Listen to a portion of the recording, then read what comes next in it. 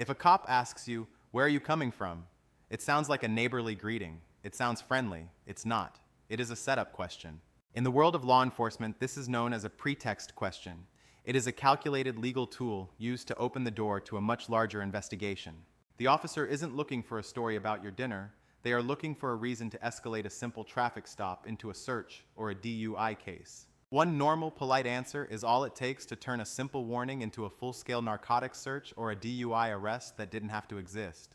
That answer turns a routine stop into an invasive search, a mandatory sobriety test, or a criminal case file that will follow you for years. I'm a criminal defense attorney. I've read thousands of police reports, and I can tell you exactly which sentence puts people in them. It's not a confession. It's not a crime. It's small talk. People talk themselves into trouble one comfortable sentence at a time. Here's what's coming. Why they ask this question. The exact sentence to say instead, word for word, and the mistakes that turn a stop into a case. Let's start with why. When you translate "where are you coming from" into cop language, it's never about social interest. It's an investigation. First, the timeline trap. If you say "my buddy's place," the very next question is, which buddy? How long were you there? Did you drink anything? You just built a timeline they get to poke holes in. Police are trained to find inconsistencies. You've handed them the yardstick to measure you. Second, location association. If you say you're coming from a bar, you've handed them a DUI theory, even if you were just the designated driver. Or say you name a neighborhood labeled a high crime area. That alone gives them a reason to treat you like a suspect before you've done anything. Third, the comfort test. This is a psychological play. Nervous people talk. The more you talk, the more the officer writes down in that report. And it never fails to match up later, because memory isn't a recording, it's a reconstruction, and reconstructions always have cracks. Fourth, corroboration. You aren't just talking to one person. You are talking to a dash cam and a body cam. Everything gets cross-checked. One inconsistent detail, even a meaningless one, becomes reasonable suspicion in a report you'll never get to edit. You don't owe them a story. You don't have to answer where you're going or where you're coming from. Not required, not ever. Silence is your legal right and your best defense. Here is the sentence. Screenshot it. Say it calm. Say it boring. Boring is your superpower with police. Excitement gets written down. Officer, I'm not going to answer any questions about my day. I'm happy to provide my license, registration, and insurance. That's it. Polite, clear, no attitude, no story attached to it. Why does it work? 3 things happen in that one simple, powerful sentence. 1, you cooperate with the law. 2, you draw a line on what it doesn't require. 3, you stop the detail that turns a stop into a holding cell. Understand the timing. Roadside questioning happens before you're read any rights. That's allowed. Courts are fine with it. Don't wait for Miranda. So officers ask, anything illegal? Where are you coming from? And people answer, yeah, there's a little weed. That sentence is the entire case. Let's run it. I'm the officer. Pay attention to how the interaction changes when you use the script. I'm going to push back. Where are you coming from tonight? Officer, I'm not going to answer any questions about my day. Here are my documents. So you're refusing to answer? That makes you look suspicious? Why wouldn't a law-abiding citizen just answer a simple question? I understand your position, officer. I am invoking my right to remain silent. Am I free to go, or am I being detained? I'm still checking your insurance. Have you had anything to drink tonight? I plead the 5th.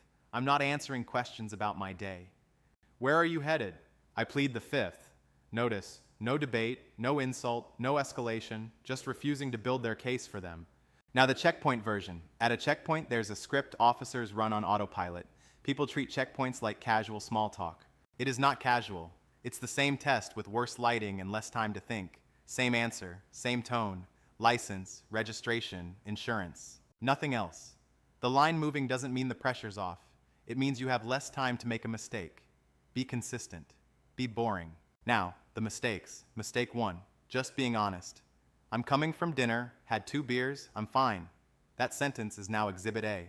Doesn't matter if you were fine, you just earned yourself a curbside sobriety test and an hour you didn't need to lose. Don't give them a reason. Mistake 2, over-explaining. They ask one question, you give them a timeline, a backstory, and a character reference. Nervous people talk. Talking creates detail. Detail creates contradiction. Contradiction creates probable cause. This is the one time that instinct will hurt you. Mistake 3, sarcasm. Where are you coming from? None of your business. Funny? Maybe. But it will escalate a 5-minute stop into a 30-minute one. You can be right and still lose because you made someone with a badge and a bad night decide you are a problem. Save the jokes. Mistake 4. Negotiating. People think if they're likable enough, they can talk their way out. Come on, can't you just let this go? Stop. You're not being charming. You're giving them more time to find something. Every extra minute of conversation is an extra minute of exposure. Mistake 5. Consenting to just a quick look. The officer says, if you have nothing to hide, you won't mind if I look in the trunk? Many people say yes to prove their innocence. If they find one seat of something illegal, your politeness just became a felony charge. Mistake 6. Trying to use logic. Well, you saw me stop at that light, so you know I'm sober. The side of the road is not a courtroom. Stop. Every argument you make is recorded audio for them to use. Don't be your own worst witness. Say the sentence and stop talking. Let's talk identification. Whether you have to give your name depends on where you are. Know the law in your state, don't guess. But universally, if you are the driver, you must provide your license, registration, and insurance. That's the deal you made when you drove.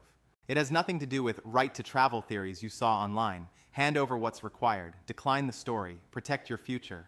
If you are a passenger, your rights are even broader. In many states, a passenger doesn't have to provide ID unless suspected of a crime. The safest move for a passenger is the same. Stay calm, stay quiet, and ask, am I being detained or am I free to go? Invoke the 5th. Let's discuss something most people ignore, the plain view doctrine. This is how police bypass the warrant requirement entirely. If an officer sees something illegal in plain view from outside your car, they don't need a warrant or your consent to search the entire vehicle. Keep your car interior clean. Even a perfectly legal item that looks suspicious can be the hook they use to rip your car apart on the roadside. What about K-9 units? If an officer says they are calling for a dog, you must know your rights regarding the duration of the stop. The Supreme Court has ruled that police cannot extend a stop longer than necessary for the original ticket just to wait for a drug dog. If they are waiting, ask, officer, have you finished the ticket? Am I free to go? Do not consent to wait for the dog. Invoke your rights. Consistency is key. Your body has to match your words. Hands visible on the wheel. Window down enough to talk, not so far you feel exposed. Move slow and always narrate it, I'm reaching for my wallet, before you actually move. Keep your tone flat, not defensive, not friendly. Consistency is what makes boring believable. If you are a difficult subject to write a compelling report about, you've done your job. That's the goal. The goal was never to win the conversation on the roadside. The goal is to end it clean, without handing them anything they didn't already have. What if the worst happens and you are arrested? Follow the 24-hour rule. Do not say a single word for the next 24 hours except to your lawyer. Do not explain your side to the officer. Do not talk to cellmates. Do not talk to family on recorded jail phones. The only person you talk to is me. One final warning, phone passcodes. In most cases, police cannot force you to unlock your phone with a passcode or biometric data. Don't do it. Everything on that device is private until a judge says otherwise. If they take it, let them take it, but do not provide the digital keys to your life. After the stop ends, perform a post-stop checklist. Write down the officer's name, badge number, and the exact time of the encounter while it's fresh. If you recorded it, save that file immediately to a cloud backup. These details are the ammunition your lawyer will use to win your case in court. So here's the whole thing, one more time. If they ask where you're coming from, officer, I'm not going to answer any questions about my day. I'm happy to provide my license, registration, and insurance. If they push, I plead the 5th. Am I free to go? End of story. You don't owe them where you've been or where you're headed. You never did. Protecting your freedom starts with your words. Use them wisely. Stay safe, stay quiet, and always, always plead the 5th. I'll see you in the next video. Drop your questions in the comments below. I read every single one, and I'll answer the most common ones in my next legal guide. Disclaimer, this is for educational purposes and not legal advice. If you need a lawyer, call one immediately. Good luck.